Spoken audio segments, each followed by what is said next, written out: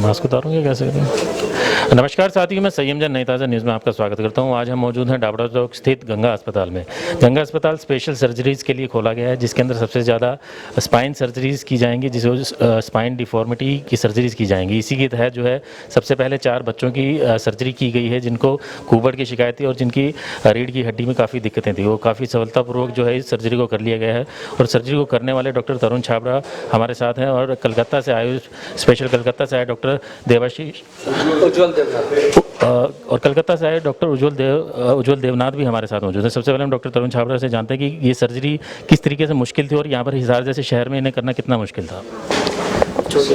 Okay sir, जो कुबड़ की surgery होती है, जो कुबड़ेपन की सर्जरी होती है, वो नॉर्मल सर्जरी से डिफ़िकल्ट रहती है, क्योंकि वो कमर इतनी मुड़ी होती है कि उसमें जो हम करेक्ट करना चाहते हैं, जो स्क्रूज़ हैं, अगर वो थोड़े से भी अंदर जाते हैं तो मेरुदंड की इंजरी हो सकती है, नर्व रूट की इंजरी हो सकती है, जिससे अधरंग होने का बहुत चांस रहता है। और वो इतना लंबा ऑपरेशन चलता है, उसमें ब्लड लॉस भी रहता है, तो डेथ ऑन टेबल के भी चांसेस रहते हैं। तो इसलिए बहुत से सर्जन्स इसको ऑप्ट नहीं करते और इसकी ट्रेनिंग बहुत लंबी रहती है।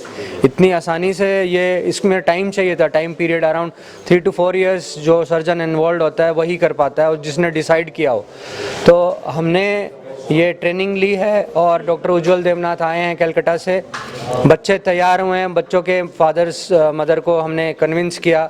सबको ये डर रहता है कि ये मेरा बच्चा चला तो नहीं जाएगा, लेकिन उन्होंने विश्वास किया और हमने ये सिद्ध कर दिया है कि ये पॉसिबल है हिसार में। तो इस सर्जरी में से कितना समय लगता है और कितना खर्च आता है? सर, जो 2 सर्जरीज हुई हैं इनके अंदर 6 से 7 घंटे का टाइम लगा है और अगर खर्चे की बात करें तो 12 लाख से 15 लाख इसका चार्जेस है। डॉक्टर उज्ज्वल इंग्लैंड में 16 ईयर्स काम करके आए हैं, वो उनके मुताबिक इनकी कॉस्टिंग करोड़ में जाती है। तो यहाँ पर जो किया गया तो उसी खर्चे में किया गया, यहाँ पर कुछ छूट दी गई? यहाँ पे 12 लाख से 15 लाख को रिड्यूस करके अराउंड 2 to 3 लाख 3.5 लाख के अंदर हमने ये काम किया है। सवाल मन में आएगा, जो इलाज कराना चाहते हैं तो क्या आगे भी ऑपरेशन जो है कम रेट में किए जाएंगे? जो नॉर्मल रेट जो आपने बताया कि 12 से 15 लाख रहता है। डॉक्टर उज्ज्वल देवनाथ का पूरा सपोर्ट है, ऑपरेशन स्ट्रेट स्पाइन का हमारे पास ट्रस्ट का सपोर्ट है हरियाणा के साथ, तो इसी रेट्स में हम आगे सर्जरीज करेंगे। हो सकता है इससे कम में भी चले जाएं, क्योंकि इस बार जो हमारे साथ एसोसिएशन बनी है लोगों की, वो हमें हेल्प भी करेंगे। तो इसमें अगर हम बात करते हैं कि स्पाइन की डिफॉर्मिटी जो होती है, स्पाइन डिफॉर्मिटी का पता कैसे लगाया जा सकता है और वो सबसे बड़ा कारण क्या अनुवांशिक ही होता है या बाद में भी हो सकता है? सर, ये कई प्रकार के होते हैं। जैसे जन्म से भी होता है, उसको कंजेनिटल स्कोलियोसिस बोलते हैं। जो 8 से 12 साल में होता है उसको एडोलेसेंट इडियोपैथिक स्कोलियोसिस होता है। तो इसके लिए वही हमने बात करी है कि स्क्रीनिंग प्रोग्राम बहुत ज़रूरी है। हम पहले से ही इस डिफॉर्मिटी को अगर पकड़ लेंगे तो उस पर काम करेंगे, अगर हम छोड़ देंगे तो कुछ नहीं करेंगे। तो अभी स्कूल स्क्रीनिंग प्रोग्राम हिसार के अंदर हम स्टार्ट करने वाले हैं। मैं उसका इंचार्ज बनूंगा। डॉक्टर उज्ज्वल ने एक प्रपोजल दिया है जो कि अशोक गर्ग जी से बात करी है हमने, हम आगे बढ़ेंगे उसके लिए। तो आपने देखा साथियों कि किस तरीके से एक स्कूल स्क्रीनिंग प्रोग्राम भी शुरू करने की बात की जा रही है। तो अभी हम डॉक्टर उज्ज्वल से बात करते हैं, वो बताएंगे कि क्या सर बताएं कि इसकी कारण क्या रहते हैं कि जो बाद में 8 से 12 साल के जो बच्चे रहते हैं उनमें ये डिफॉर्मिटी होने के क्या कारण है? देखिए, ये डिफॉर्मिटी उन बच्चों में कारण अभी तक इस दुनिया में कारण हमें पता नहीं चला।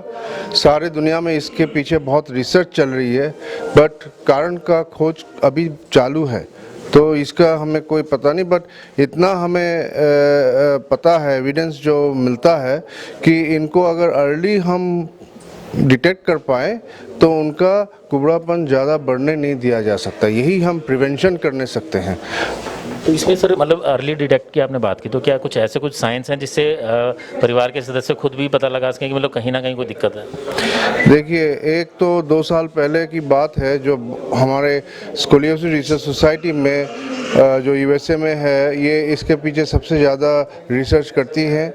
उनमें ये जीन का एक वो थ्योरी आया था जो आउटडोर में करने से पता लग सकता है ऐसा कोई जीन इस लड़के लड़कियों में प्रेजेंट है, उनको ये स्कोलियोसिस होने का चांसेस ज़्यादा है।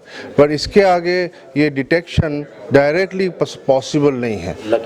लक्षण पता नहीं चलते हैं unless the child has deformity in progress. तो अगर हम डिफॉर्मिटी की बात करते हैं, स्पाइन डिफॉर्मिटी की बात करते हैं, तो हमारे देश के अंदर कितना टोटल परसेंटेज होगा जो इस बीमारी से पीड़ित है? ये सारी दुनिया में एक ही तरह का परसेंटेज चाहे अपना देश हो या बाहर के देश हो या विलायत हो, अमेरिका हो, 1000 में एक का स्कोलियोसिस निकलेगा। और वो एडोलेसेंट इडियोपैथिक स्कोलियोसिस मतलब लड़कियों या लड़कियों में ज़्यादा होता है, या 10 कोई मरीज़ों में 8 लड़कियों का होता है और 2 लड़कों का हो सकता है। और दूसरे जैसे स्कोलियोसिस है कंजेनिटल स्कोलियोसिस, वो बचपन मतलब जन्म से हड्डियों का डिफेक्ट के कारण वो स्कोलियोसिस डेवलप करता है। उसका परसेंटेज भी अबाउट 1 in 10,000 है, 10,000 में 1। सो सब मिला के कुल मिला के हम लोगों की एडोलेसेंट इडियोपैथिक स्कोलियोसिस के ऊपर ही रिसर्च सबसे ज़्यादा चल रही है सारे विश्व में। इस ऑपरेशन के बाद कितने चांसेस हैं कि कितना % तक जो है बच्चा जो है ठीक हो सकता है और क्या आम अपना जीवन जी सकता है? हाँ, 99% चांस बच्चा ऑपरेशन के बाद ठीक हो जाता है। हाँ, किसी किसी का ज़्यादा 100-120 डिग्री का जो कर्व होता है उसको पूरी तरह से करेक्ट करने में बहुत डिफ़िकल्ट हो जाता है। उसको एटलीस्ट नॉर्मल एक पोस्चर दिया जा सकता है जिसके कारण वो नॉर्मल लाइफ लीड कर सके।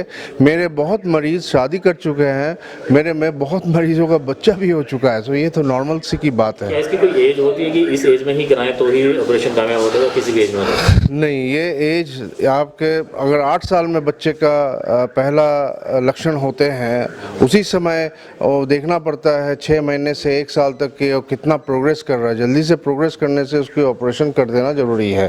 सो time is very important in this scoliosis surgery. Last सवाल मैं पूछना चाहूँगा कि सरकार की तरफ से बहुत ज़्यादा इसको लेकर कोई रिस्पांस नहीं आता है, क्योंकि बहुत जागरूकता नहीं फैलाई जा रही है सरकार की तरफ से, क्योंकि 1000 में आपने बताया कि एक बच्चे को बीमारी होती है, लेकिन फिर भी बीमारी ऐसी है कि जो उसका पूरा जीवन खराब कर सकती है। तो आपको क्या लगता है कि सरकार की तरफ से क्या मदद होनी चाहिए और क्या इस तरह की कोई डिमांड आपकी तरफ से की गई है सरकार से? देखिए, हमारी तरफ से सरकार को अभी तक डिमांड तो नहीं रख सके, क्योंकि इस देश में ऐसी बहुत सारी बीमारियां हैं जो कि आम जनता में बहुत ज़्यादा हैं, उसको लेके सरकार परेशान है।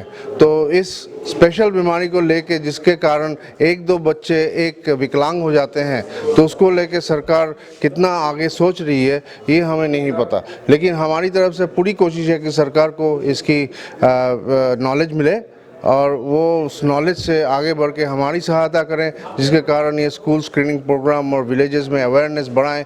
उसको लिए तो जो खर्चा पानी है थोड़ा गवर्नमेंट से मिलने से हम लोग डॉक्टरों को तैयार कर देंगे जो इस रोग को, इस बीमारी को जल्दी से जल्दी डिटेक्ट कर पाए। साथियों, देखा आपने कि किस तरीके से अगर आपके किसी भी आसपास में, अगर परिवार में किसी सदस्य के, समाज में कहीं भी अगर स्पाइन से रिलेटेड डिफॉर्मिटी है, अगर कुबड़पन है, तो उसके इलाज के लिए अब हिसार के अंदर भी जो है एक अस्पताल, गंगा अस्पताल खुल चुका है और यहाँ पर जो है उसकी सर्जरी की जा रही है। लेटेस्ट वीडियोस के लिए सब्सक्राइब करें हमारा चैनल नई ताज़ा न्यूज़ और दबाएं बेल आइकॉन ताकि आप मिस ना करें कोई भी अपडेट।